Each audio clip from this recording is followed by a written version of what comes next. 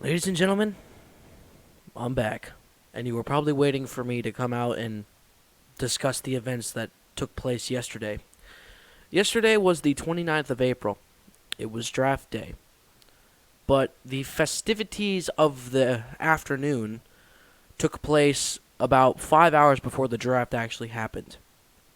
If you are a Packers fan. And I'll get into that shortly. Most of you probably already know, but for those who don't, this is you're going to get the uncut version because there is plenty to be unhinged about as far as what the Green Bay Packers organization has done to their now MVP quarterback. Anyway, welcome back to RJ Rennie Unhinged episode 12. Now, this episode will serve two purposes. Number one, I'll be able to vent and bitch and moan about what the Packers have done to Aaron Rodgers for the past year and a half. So taking a little bit of a step away from the political realm that I took last week because there was because there were some issues going on. And number two, this will be the last time you see me until probably August because I'll be leaving next week to head back home. I've wrapped up my sophomore year here. And I will be transferring institutions over the summer. And when I head back home, I will not have very suitable internet connection to be uploading massive videos like this. So there's a good chance you will not hear from me again. And some of you are applauding right now, like, yay, the guy will shut up and won't have to listen to him anymore. You won't hear from me again until probably August, until I get back on a decent Wi-Fi connection at my next institution. And that's a decent possibility. If something drastic happens and I feel like I need to talk about it, then I'll come up here and put out a new Unhinged video, maybe something outside of the Unhinged series. But this is officially episode 12 and the final episode for the spring and most likely the summer of Unhinged. So, as I mentioned, what do I want to get unhinged about today? Well, it started on that faithful draft night a year ago. COVID-19 has started to shut down the United States economy because nobody knows what's happening. The NFL has announced the draft will be virtual as all of the commissioner, all of the coaches, GMs, front office members are in their respective houses. The number one overall pick, Joe Burrow, goes to the Cincinnati Bengals. Chase Young goes to the FKA Redskins. And the draft proceeds right along. The Packers, coming off of their NFC Championship loss again, hold probably an upper 20s pick, probably the 29th or the 30th pick. They trade up several spots, probably to pick to either 22 or 23. I'm sitting in my room playing a game of solitaire when my roommate Ray calls me and says, "Hey, look, the Packers just traded up. I hope they don't take Jordan Love." And this is a draft that has been very heavy with wide receivers thus far. Notable wide receivers to go in the second round would be T. Higgins and Baylor's very own Denzel Mims. Those two are still on the board, primed and ready to become one of Rodgers' next targets to complement number 17 that wears the green and gold up north. But Brian Gutekunst had different plans. Instead of trying to draft support for his quarterback that has been on a very good run since 2014, having made the NFC Championship game three times in 5 years, having a heartbreaking loss in the NFC divisional playoff game to the Cardinals, one of the years in between that.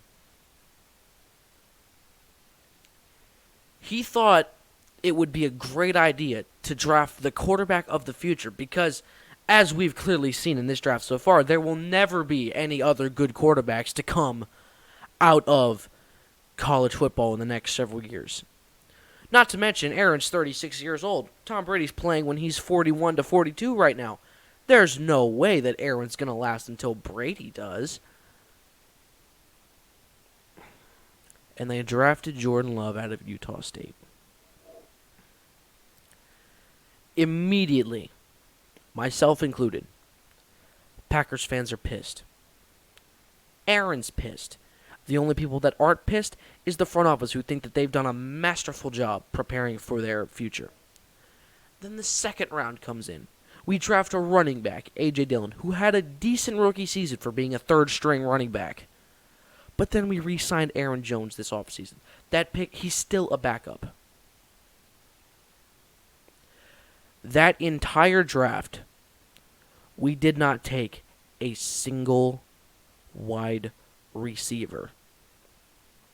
The only wide receiver we signed in the offseason, Devin Funchess, opted out of the COVID season. So here come the Green Bay Packers, literally with the exact same roster from the year before. The only difference is now they no longer have Jimmy Graham. They're going into this season with Robert Tonyan and Mercedes Lewis as their tight ends. The defense looks exactly the same. Jair's the QB CB1, played and was the best corner in this past year, no question. Kevin King opposite of him, Darnell Savage and Adrian Amos, who were one of the best safety tandems this season.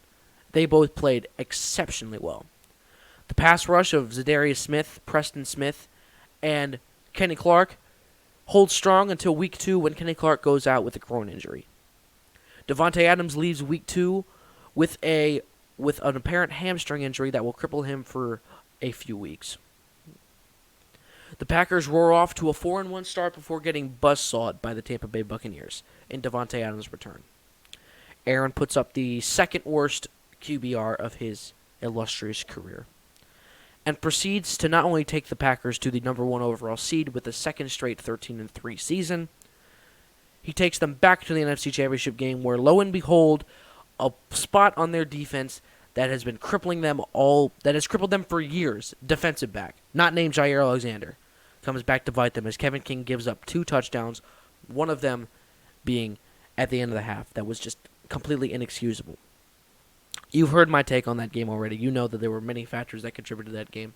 And not only that, in the fourth quarter of that game, the ball was taken out of Aaron Rodgers' hands. Now, granted, Aaron did not make the best decision on that third down play. He should have at least taken off to see if he could have gotten to the pylon, maybe even 4th and goal from the 1. But the ball's then taken out of his hands by second-year coach Matt LaFleur, who is now 27-4, 28-4 in his tenure with the Green Bay Packers. And he decides to take the ball out of the hands of his front-running MVP quarterback from the 8-yard line. Go on to lose the game because of a call on a 3rd and 5. So, relations with Aaron Rodgers and the Green Bay Packers front office. Aaron has said repeatedly throughout the season that he was really getting comfortable with LaFleur and was really enjoying playing with LaFleur in his system. But after the ball's taken out of his hands on that 4th and 8, his relationship with LaFleur is a little skewed. We enter into the offseason. Immediately, the Packers released linebacker Christian Kirksey and right tackle Jack Conklin. Corey Linsley walks in free agency. The best offensive line in the National Football League has now lost one of its core pieces and one of its fill-in pieces that was in when David Bakhtiari tore his ACL. Not the best thing to do for your quarterback is to take away one of the best parts of his team and start dismantling it. Re-signs Aaron Jones to a 4-year contract just under what Derrick Henry is being paid. Aaron Jones is a great player. He's not worth what he's being paid. That second-round pick is now rendered worthless as he will still be on a clipboard for the next 4 years. So there's a first-round pick in 2020 and a second-round pick in 2020. Practically useless. Jordan Love never even suited up in the year of 2020. Tim Boyle was the backup the entire year. The Green Bay Packers realized, oh shit, we messed up on this pick because they had not seen inkling of what made them pick him in the first round. Not only pick him, trade up to pick him with the Dolphins in the first round.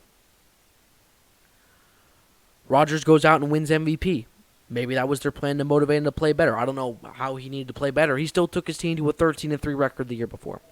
13-3 again, 48 touchdowns, 5 interceptions, completion percentage up, I believe, over 70, passer rating 113 and some change, wins MVP, no question. So now we enter into the offseason. And I already mentioned those 3 players walk. The Packers sign 0 new people in free agency. Not one, not maybe 2. 0. Not a defensive back when people like Kyle Fuller were available. Not a receiver when people like Kenny Golladay and Marvin Jones were available from up north in Detroit. No.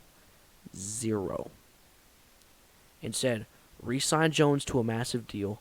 Re-sign Mercedes Lewis to a 2-year deal. And re-sign Kevin King to a 1-year contract. So not only has Aaron viewed that his front office has given up on him by trying to draft his replacement that winds up being an absolute bust without even seeing the field, now you go into a second offseason and you don't give him jack shit again. They didn't give him anything. Instead, they started dismantling his offensive line, and they haven't given him any new targets to work with. They're not doing anything to help him. You know what made the Buccaneers so successful this season? They had a damn good roster. After they got Tom Brady, they made sure that their roster was even better than it already was. They went all in for the now. They wanted the championship now, and they went out and got their now championship. For some reason, the Packers front office can't grasp the concept that, if we go all in, we can have a championship with the roster that we have here. We have one of, if not the best quarterback playing football right now. Why don't we give him some weapons and a defense, and let's see what he can do. Maybe we get past the NFC Championship game. Notice, defense has been the biggest issue going into these NFC Championship games. And it reared its ugly head again in the playoffs last season. Thankfully, in the draft yesterday, we at least went to a position that we needed and got a corner. But at this point, Aaron comes out and says yesterday he does not want to be a member of the Packers anymore because he's so pissed off with the front office. And every Packers fan is upset about this. But not a single Packers fan that I know or I have seen is mad at Aaron. Because we all know why he's pissed off. He has every right to be pissed off. And all of those situations I just illustrated are why he's pissed off. The front office can't get out of their own way and give the man some weapons to make a championship run. He had guys like Greg Jennings, Jermichael Finley, Donald Driver, and Jordy Nelson to throw the ball to when they won their Super Bowl 10 years ago. Devontae Adams is the best receiver in football. But who else? He has every right to be pissed off. No Packers fan is pissed off at him. We are very much pissed off with the front office for you are literally trying to throw away one of the best talents the league has ever seen. For why? Nobody knows the reason. And Jordan Love is probably the most hated player in Green Bay right now through no fault of his own. Bottom line is this. Do I hope they figure out a way to fix the relationship with Aaron and keep him there? Absolutely. Is it likely? I have no idea. But Aaron has every right to be pissed off, and everyone understands why he's pissed off. It's a tough day to be a Packers fan. But hell, if there's 2 things I know how to do, it's pick girlfriends without mental issues, and it's pick teams with great front offices. That was sarcastic. Anyway, signing off for the summer. This has been RJ running Unhinged. We will see you at the end of the summer.